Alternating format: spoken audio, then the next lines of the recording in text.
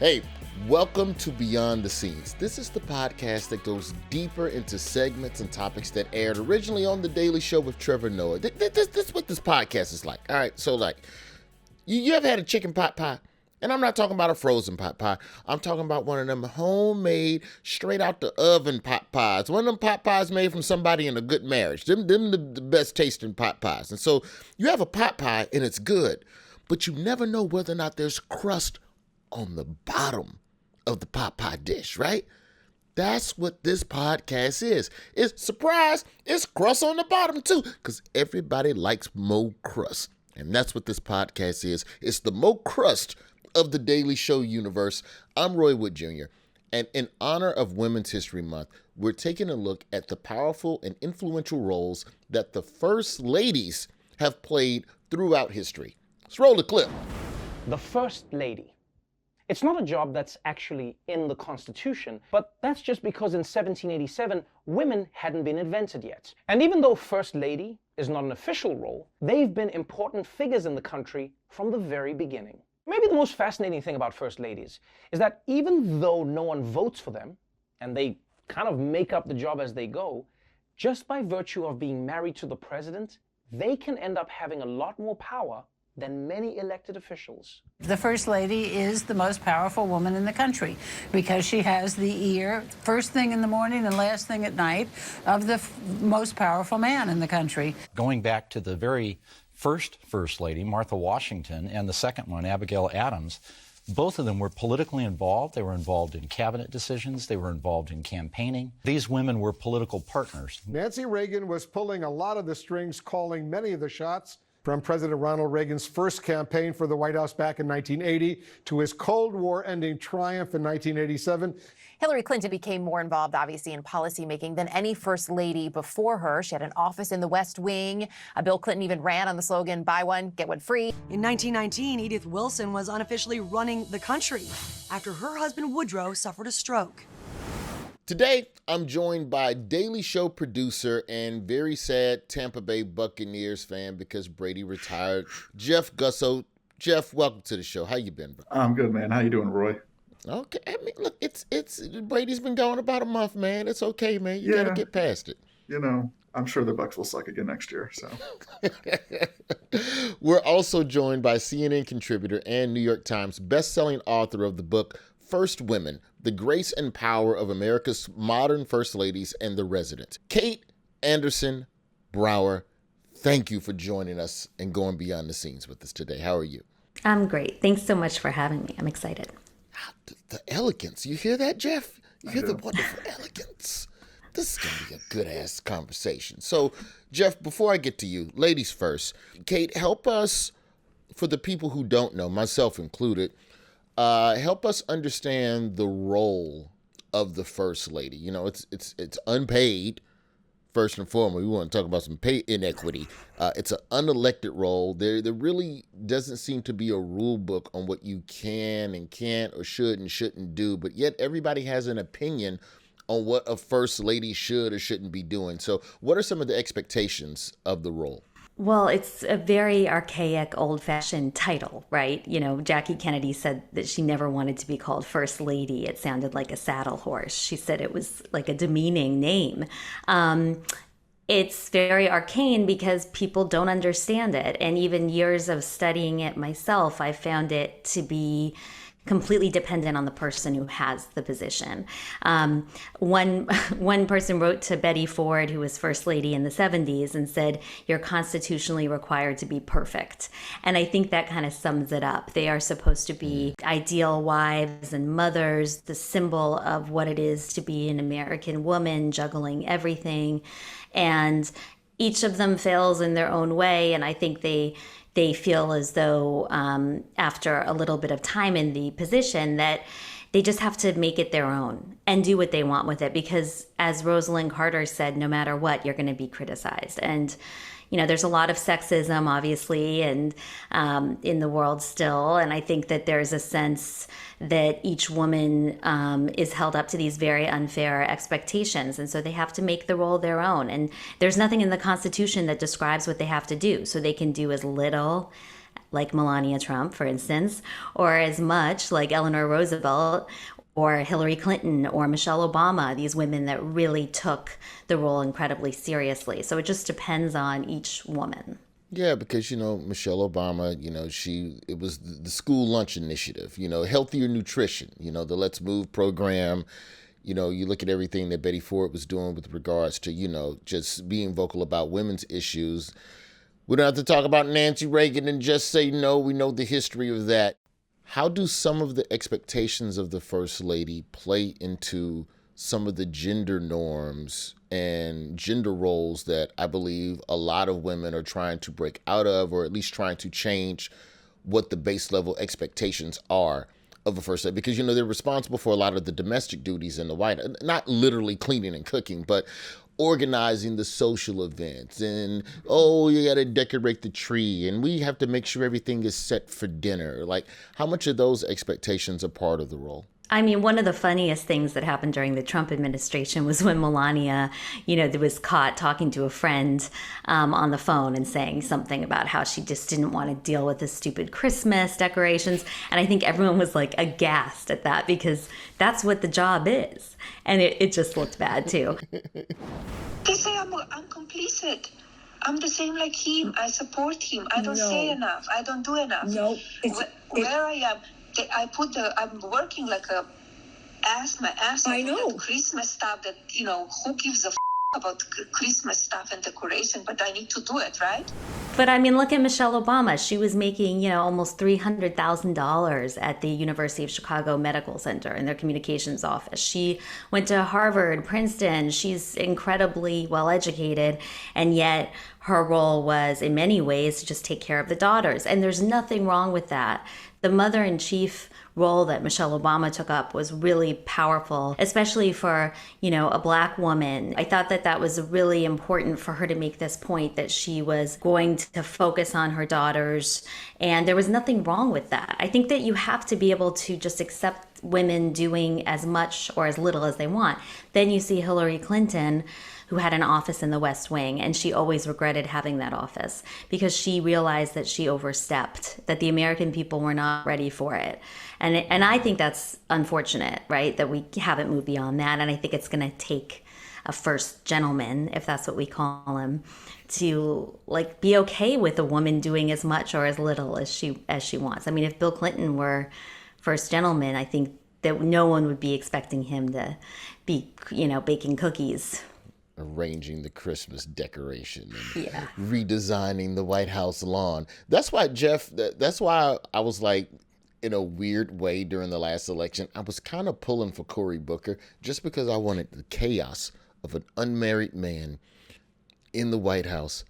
Like, who's going to do what? If granted, he's in a relationship with Rosario Dawson at the time, but, are you still a first lady if your first girlfriend? I wanted chaos, dude. What was, the main inspiration for putting this piece together? And just talk to us a little bit about the ideation of that at The Daily Show. Yeah, I mean, it was about November 2020. The election, I think, had just happened, and we were sort of looking at all the changes that were about to happen with Joe Biden and Dr. Jill Biden coming in January. And I think we were trying to we just wanted to focus on what is this role? What is this handoff between Melania Trump to Jill Biden?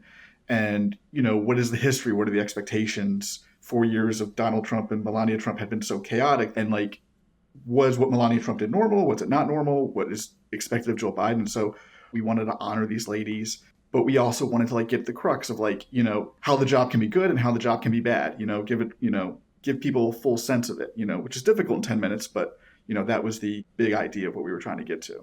It's interesting because, it's a role where, traditionally they all have to champion some sort of social cause, and that's been the tradition. Traditionally, you have to have something that you really give a lot of extra give a damn about, and you have to roll out a plan about that to the American people over the next 4 years, and hopefully with no scandals messing it up in the meantime.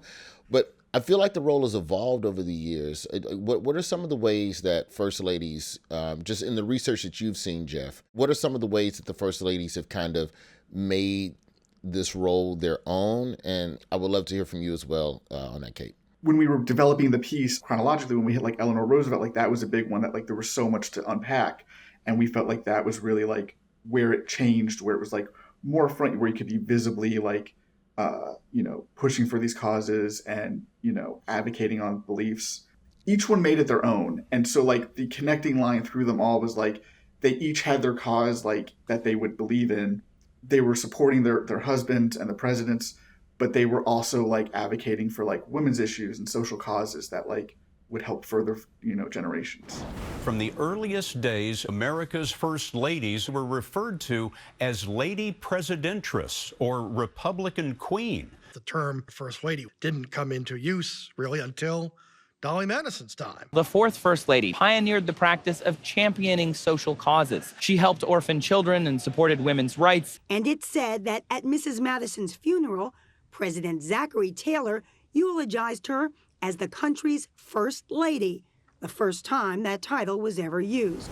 I was just thinking about what you were saying, Roy, earlier about if Cory Booker had been elected. And I think his mother or his sister or a niece or someone would have stepped in to take over the role, because there's just no way that they would let that go. Like, somebody needs to fill in. We saw Thomas Jefferson's daughter. Mama. We need a woman. Get a woman in here. Yes, you need a woman, and I still don't know why. But we feel the need to have this position.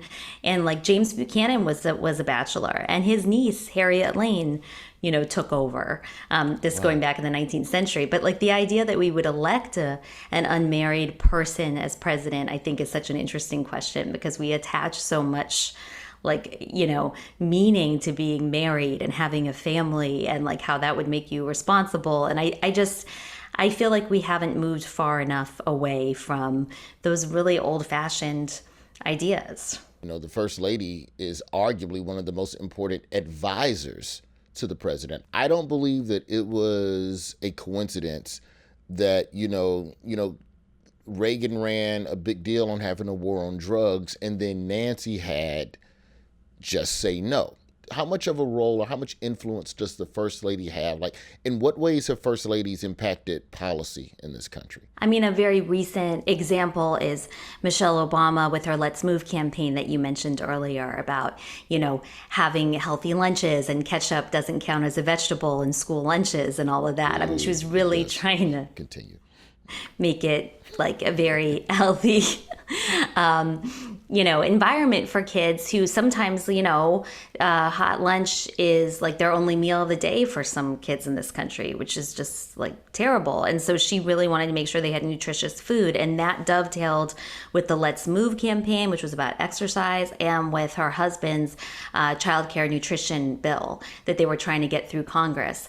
And so she would make calls to senators and members of Congress trying to push that bill through. And that's a real example of a First Lady getting involved in policy. Hillary Clinton wanted Ruth Bader Ginsburg on the Supreme Court and let her husband know that she was the right pick. So there are actual real ways that they're getting involved. And they call it pillow talk, which I still think is kind of silly. But the idea that at night, this is the last person the president's presumably going to be seeing.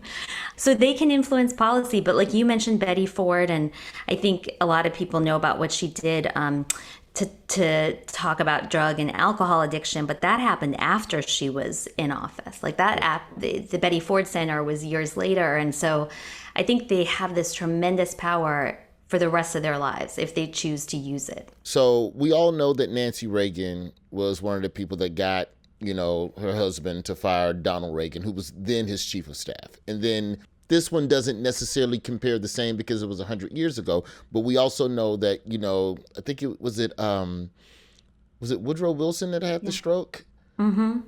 Yeah, and Edith was running the country after her husband, like not in an official capacity, but unofficially. She would, Woodrow would whisper in her ear, "This is what you need to tell him to do." And then she would go pass word to the vice president. Yeah.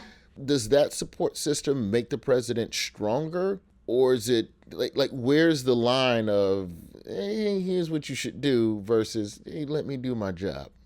I mean, that's such a good question. When you bring up Edith and Nancy, those are two first ladies. The reasons why they were so powerful is they decided who could see their husbands, right? Like Nancy Reagan decided who would be chief of staff. She decided even when they were putting the cabinet together who should be in the cabinet. And then Edith Wilson was keeping people away from her husband when he was sick. So it's the idea of who's controlling the people who can get into the Oval Office or have the president's ear. So I think that that's where the power lies in the position of First Lady is being that person who can control people who have access to their husband.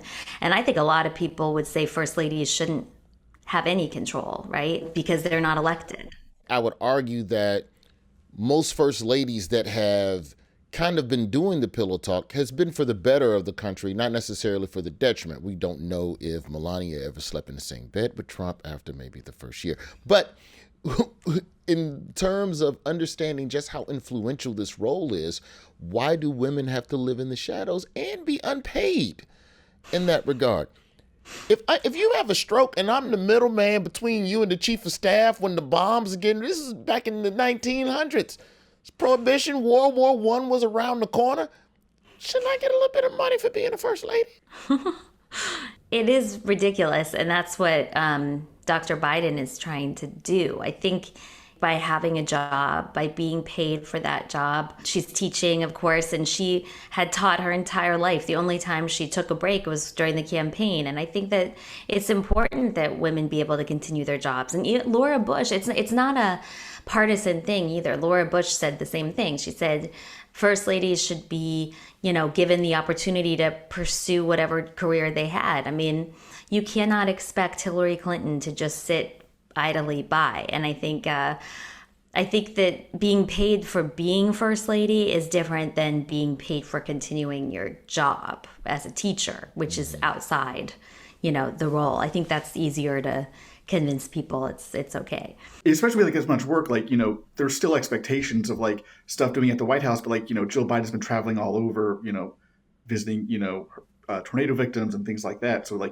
there's still just a lot of work as well that they are doing and still expected to do as well. And to not get paid for that, but also have an office that with a staff that reports to them.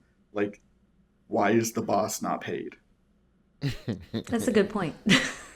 Well, you're paid the prestige of your book deal after you leave office. That's it. You get paid. Jeff, what didn't make it into the piece? Because that's the thing I'm always curious about. Just, all right, what argument did y'all have when this piece was 13 minutes and you knew you had to chop it down to 10? Yeah, I mean, every woman that's been a first lady has there's documentaries about them, there's books about them, there's hundreds of sources on them and stories to tell. And it's very difficult to narrow it down. And right off the top, Dolly Madison was where we sort of started this piece. And one of the stories that was interesting, but we just didn't have time for was her saving all these, government documents and the Washington portrait when the British were storming the White House. And it was just a fascinating story, but we just didn't have the time to explain that story. Eleanor Roosevelt, we spent one entire roll on, and there was two stories that I thought were really interesting, but we just didn't have room for. One was that she was very a big advocate for the anti-lynching legislation, and the KKK put a bounty on her. And then she also would hold women-only press conferences. A lot of newspapers that only had men reporters would have to either hire women reporters or, get women to report on these stories. And so it saved women's jobs and was a real force for having women enter into journalism. And so, you're condensing all this history into it's a 13-minute piece, and the sound bites that we use are a minute each, roughly. So, trying to tell Eleanor Roosevelt's entire story in a minute is impossible. After the break, I want to get into, now that we know the role and the expectations of the First Lady, the criticism and the haters who love to talk that shit. Kate, I want you to break down all the shit talking and hating and unrealistic expectations that First Ladies go through. It's Women's History Month. We are going beyond the scenes on the history of the First Lady and also First Dude. We'll talk about him a little later. The first gentleman. I think it should be dude. First dude. No, y'all disagree. Okay, that's fine. We'll go beyond the scenes when we come back. Kate, We were talking in the previous break about the expectations and whether or not some women want to deal with the stress of that. And Melania being, caught off the record, what she thought was off the record, complaining about some of the stuff, which also, Jeff, did you all come across this in your research? That if Melania didn't want to be first lady, Ivanka was going to step in like a first daughter lady. I do remember that story. Like Melania was going to stay in New York, if I remember correctly. Yeah, she wasn't going to go to the White House. And that lasted for a few months before they decided to move down there because security was an issue and they just decided to make it easier. Maybe I'm misremembering that, but I think that was. But yeah, it was. True. Yeah, that is true. And Michelle Obama and some of the other first ladies were jealous of Melania for doing that because Melania, the expectation was you move to the White House when your husband moves into the residence, and she just flipped the script and didn't do it. And I think that that these other women were like, what? I could have done the same thing. None of them really wanted to move in right away. So in a way, that was one of the more interesting things. And I think kind of great thing. Well, she did a lot of terrible things, I think, as first lady. But one of the good things was not doing what we all expected her to do all the time. And that brings me to the scrutiny, because let's be real. None of these women asked for this role. They just married a dude. And then one day the dude was like, hey, I want to be in charge of everything. I'm going to need you to bake cookies and pet the dog and take nice photos. And if you don't move a certain way within that construct, you get scrutiny from the press, social media now. 24-hour news cycle hasn't helped at all. How do the first ladies, how do they handle that constant scrutiny? And number one, how you keep from going crazy, Kate? How do you keep from going crazy? Especially if you Melania. Melania didn't think he was going to win. Yeah, I'm going to be president. That is nice, Donald. Where's money? Give me money. Yeah. How do the first ladies, how do they deal with that scrutiny, and try and keep their head on straight? You look at what happened to Betty Ford in the White House. She got addicted to painkillers and alcohol. I mean, I think a lot of them deal with it in a really unhealthy ways. I think it's really hard for them to manage it. Some of them reach out to each other, Michelle Obama and Laura Bush talked occasionally. One of the coolest parts of this First Ladies documentary on CNN is when they show David Axelrod, Obama's advisor, with Michelle Obama, and it's during the campaign, and she's like, I don't understand in 2008 why people think that I'm, angry and not approachable. And he just played this video of her speech with the sound off. And he's like, look at your facial expressions, look how you come across. And she was just stunned, because that's not how she saw herself. That's not how people who knew her saw her. I called her in to show her what people were seeing, and I turned the sound down and just let her see herself. Live in a country, in a world based on fear. She got it immediately. She was getting all of this, remember when she said the phrase, and I'm going to butcher it, but it's about, I'm proud of my country for the first time. And it wasn't quite that harshly said, but that was seized upon by the right and made into this huge, huge issue. Hope is making a comeback. It is making a comeback, and let me tell you something. For the first time in my adult lifetime, I'm really proud of my country. And not just because Barack has done well, but because I think people are hungry for change. As the first Black First Lady, she just had tremendous pressure. And I think she leaned on her good friends like Valerie Jarrett in the White House. She, kept a really tight group of women around her, people she had known forever from Chicago. Her mom lived with them, which helped a lot. Yes, that probably helped immensely. Yeah. For the Michelle Obama criticism, one of the pieces in the discovery was we remembered that she was criticized for wearing shorts, just regular shorts. There's photos of her getting off a plane. I think they were going to Hawaii maybe for one of their winter vacations. Yeah. And there was just outrage on conservative media about is it acceptable for Michelle Obama to be wearing shorts? And it's bad. So then to that point, Jeff, in your research, and I'm sure this is probably a lot more recent, let's just say from Clinton onward, did you see a double standard? Like just in watching the footage, as you're just going through hours and hours of footage, is there a double standard in how liberal versus conservative media, like let's just go with Fox News. If Michelle Obama can't wear shorts, Barack can't wear a tan suit, Melania had on a jacket that on the back, it said, "Fuck all of y'all." It's something. Let me ask Kate. Kate, is that what did it say? I don't care. It didn't exactly say that. It was like, I really don't care, do you? Yeah. It was like $1,000 jacket too, right? Like it was like a really expensive jacket. It was it was like a $40 jacket, which made it even weirder because she normally wore $50,000 jackets. So it made no sense. But is there a double standard, Jeff, in how the media chooses to scrutinize or uplift first ladies now? Yeah, I mean, I think everyone goes to their home side and starts advocating and tearing down the other side because that's what's expected. We were talking earlier about the Michelle Obama, like, Let's Move campaign and, like, growing a garden in the White House. And, like, conservative media didn't like that. Like, they attacked her for encouraging kids to eat vegetables.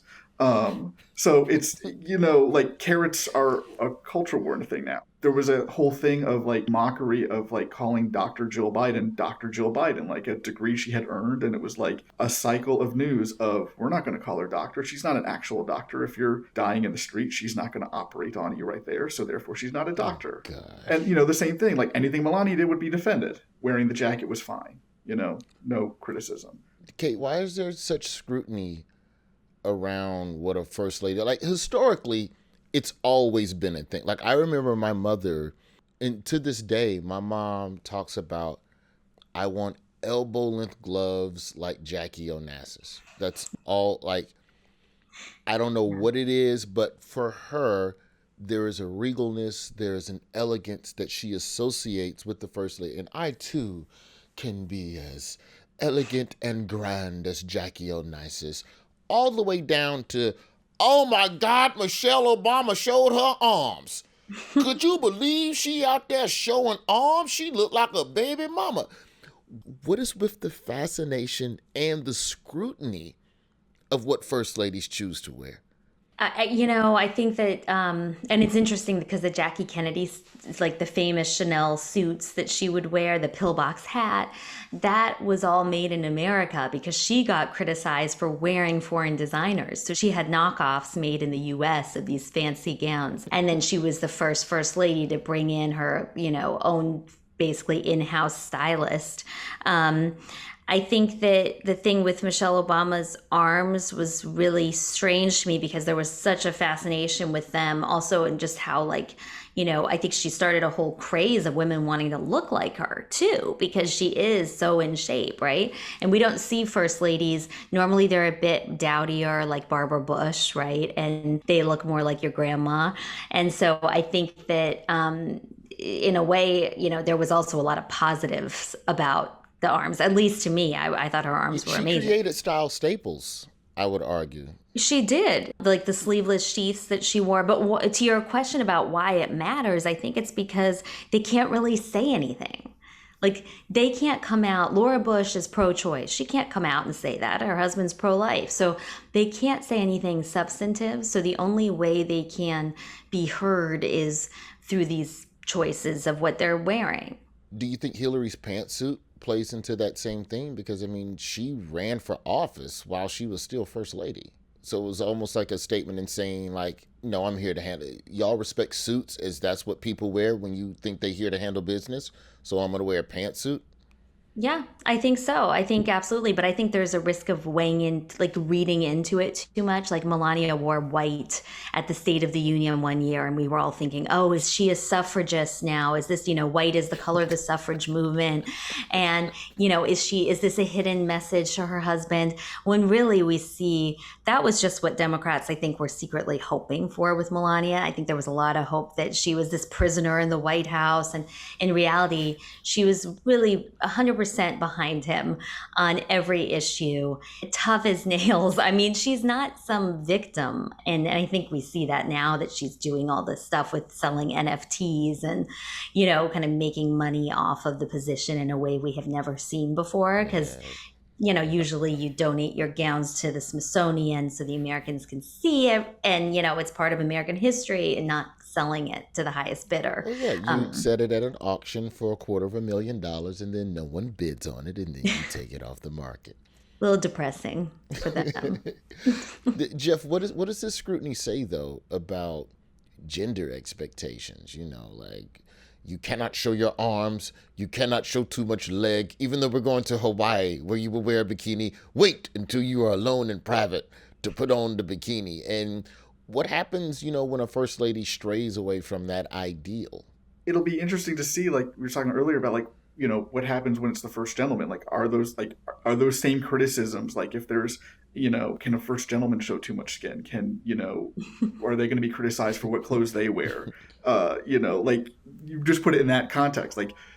I don't think that it's not going to happen. Exactly. It's not going to happen. Yeah. So it's that right there shows the delicate, high wire, walk that these women have to do to not offend on every little thing that someone will take offense to. And one person taking offense to, showing arms or legs or wearing the wrong hat, it turns into a news cycle for days and weeks. And then it becomes a thing that people are questioning and get asked about.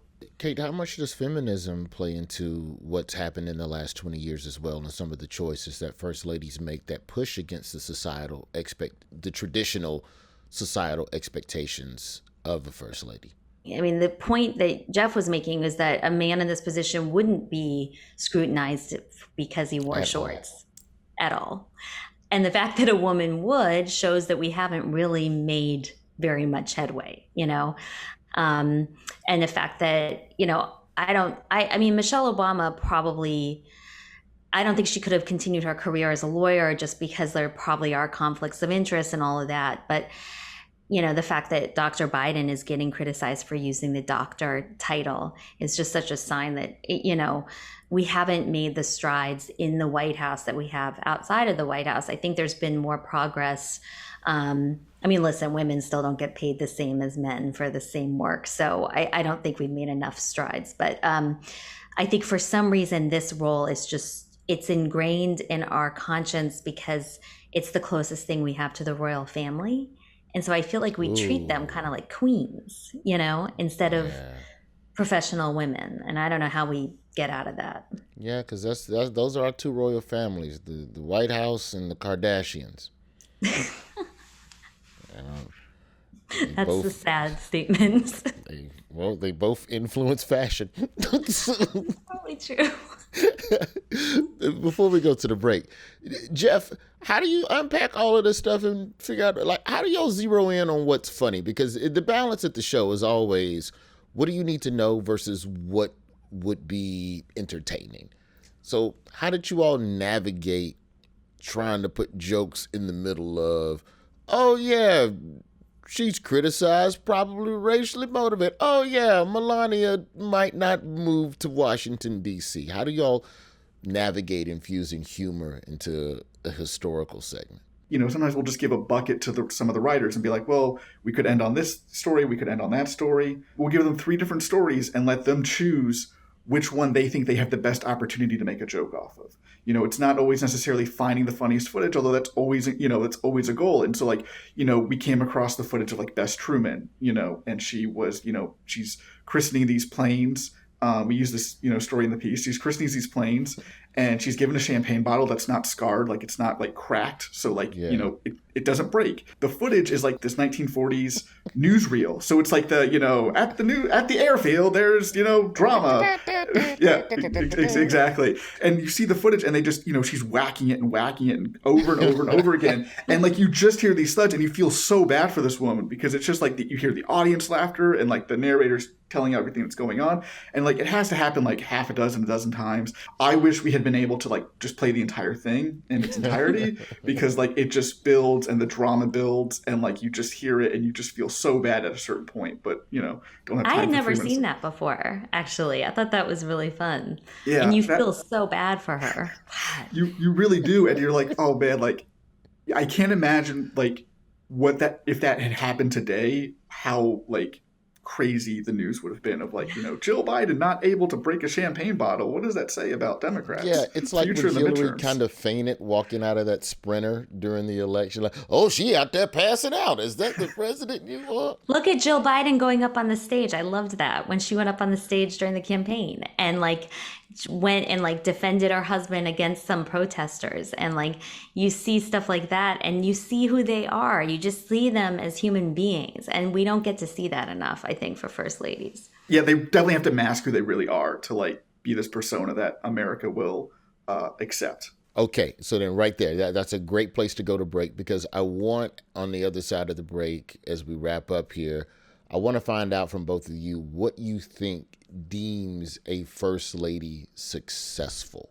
Just marinate on that. And we got to talk about first dude and what's the role of first dude, because we have a chance now, Jeff, you and I, to establish what the baseline rules will be for first dude, outfits and his role in the White House. This is Beyond the Scenes. We'll be right back.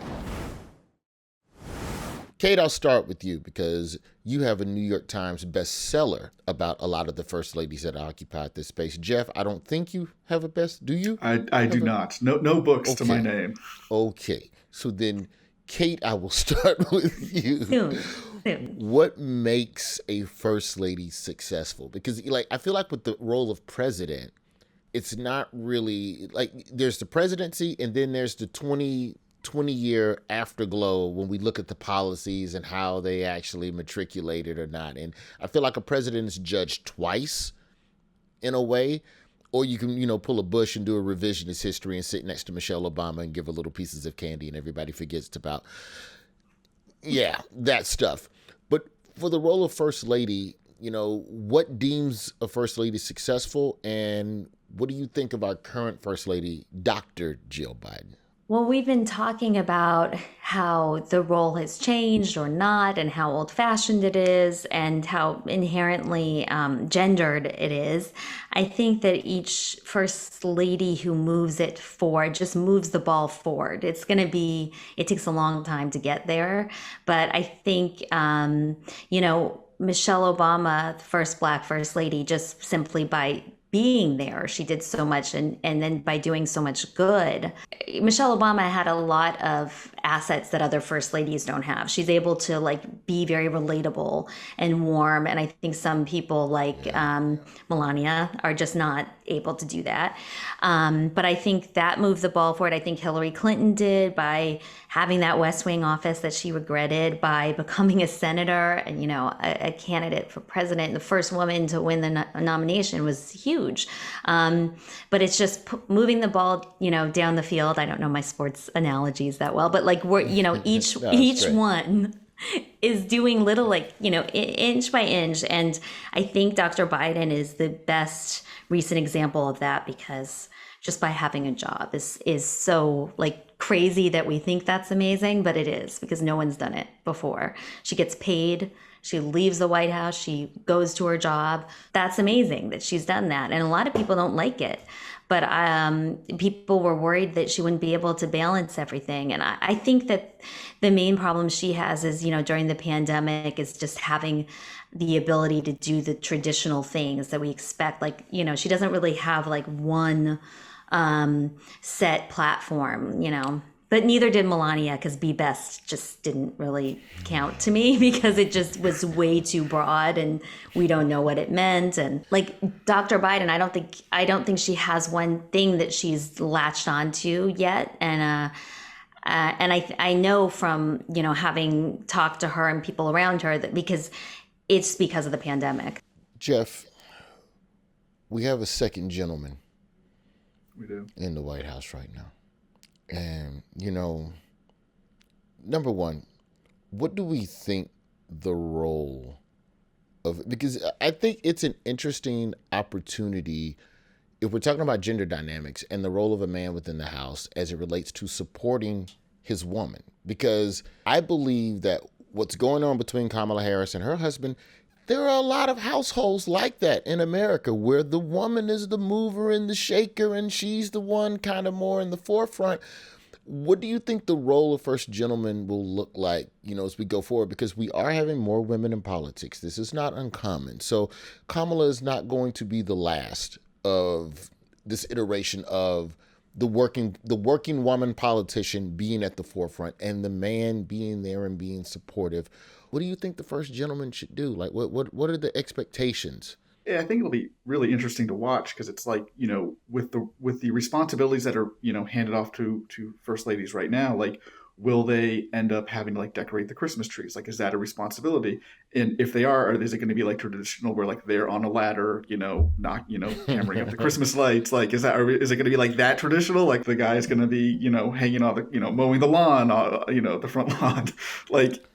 It'll be interesting to see like how yard work. The first gentleman Doug Emhoff is now going to start up the official congressional hedge trimmer. They'll be doing the engine work on the beast, right? The limos, like they'll just be in the garage, like if their expectations to do like what the gender defined roles are, then like those are the things that we see in that role. So I hope that like when that happens, that like when it starts going back and forth between having a first gentleman and a first lady, when it goes back to being a first lady, that like a lot of those roles, those expectations are gone, and like first ladies and women can do whatever they want, and like there isn't that gender defined roles anymore. Yeah, I think another part of it as well, Kate, is once we see a woman in office who has children, and the role that the first gentleman plays in the expectations of parenting and fatherhood, I think that's probably something that'll probably be a bigger part of the conversation as we see more and more women elected into higher and higher positions in this country. I think so. And I think, to Jeff's point about about Doug Emhoff, like the idea that, we're actually not seeing him expected to play those male, like we're not expecting him to be this tough macho guy. Like he's out there, he's very warm and fuzzy and he's the consoler in the dynamic, right? Kamala Harris is getting business done and she's the powerful person in right now in their relationship, and he seems okay with that. He's teaching law at Georgetown. He was a corporate lawyer, right, in California, and he's put that, that's taken the back seat, and now he's out there, visiting people getting COVID shots and consoling. Recently he consoled a kid who was crying because they were afraid about the COVID shot. Like he's doing the stuff that we expect women to do, and I think that that's what is so great about him, is that he's just secure enough, whatever, in his manhood or whatever, that let's move forward where they don't have to be tough. He can be himself, and I think that's a great thing about that dynamic, and I don't know why we're not talking more about it. Like, to me, that's amazing that we have a second gentleman, and it doesn't get that much press attention, and I'm not sure why. What is the relationship between the first ladies? Because it's a very unique shared experience that like literally less than 50 people can honestly say that they've done. Like, is there a first ladies group chat? I know you said Laura Bush and Michelle Obama, they talked a little bit while Michelle was in office, but I look at that as more of a transitional, here's what to expect, girl. You need to make sure that dinner's on the table at 5:30 or else Donald Rumsfeld will come in there and cut you. But after the fact, are they still chill? Are they still friends? What's that life like now for them? I wish it's funny. I kind of, I talked to somebody who worked for the Obamas about this book I did about the first ladies. And I was like, do they email each other? Do they go out to lunch? And he's like, this would be a great novel. It is not reality. Like, the reality is Michelle Obama and Laura Bush see each other at events. They're friendly, but they're not hanging out, Hey, girl. They do spirit fingers. It's too bad. I mean, I think Joe Biden and Michelle Obama developed like a real friendship, especially after Beau Biden passed away. That was real. The Obamas and the Bidens, Biden's grandkids are friends with the Obama's daughters. So you've got that connection. And so they still are friendly. But, and I think they do lean on each other. And to me, that's what was really sad about the transition between the Trumps and the Bidens was there wasn't, like, I know you said it's here's what to expect, and it does seem very pro forma and kind of like humdrum, but that's really important when the First Lady gives a tour of the White House to the incoming First Lady, because it's part of the peaceful transfer of power. It's part of tradition. It's happened since the Trumans, and the fact that that just didn't happen, it's terrible. And there were so many awful things going on that I think that kind of like fell under the radar. But Melania didn't invite Jill Biden to the White House. Melania had no relationship with any other First Ladies, and I think that made it even harder for her. It's stuff like that that I think does matter, even though it's the softer side of politics in the White House. You should be able to reach back to the people who came before you and not have this like awful poisonous relationship with them, which I think was what happened with Trump and Obama. Yeah, it sounds a lot like high school.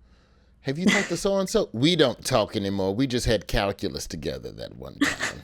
But you stalked them on Facebook. Yeah. Yeah, and also copy a lot of Michelle Obama's speeches and stuff. But that's a conversation for another episode. Mm-hmm. So before we go, I want to test both of you all. I want to give you a little quiz. I want to test your knowledge on the First Ladies. This is a segment I'm calling First Ladies First.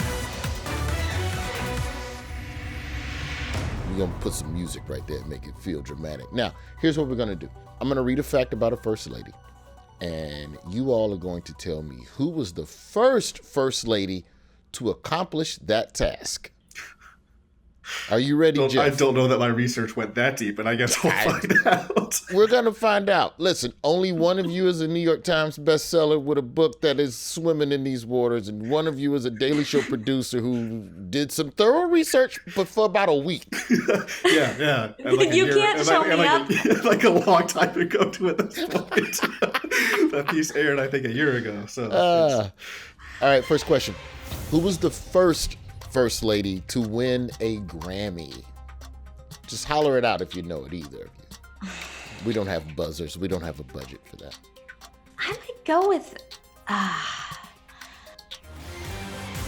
Eleanor Roosevelt? Hillary Clinton. Okay. I was going to go with Michelle Obama. Make it recent. But. Michelle Obama's a solid guess. Hillary Clinton, 1997 Best Spoken Word album. It was for the audiobook of her bestseller, It Takes a Village. Michelle Obama won one, I think, about 2 years ago, and that was for her memoir, Becoming. Next question.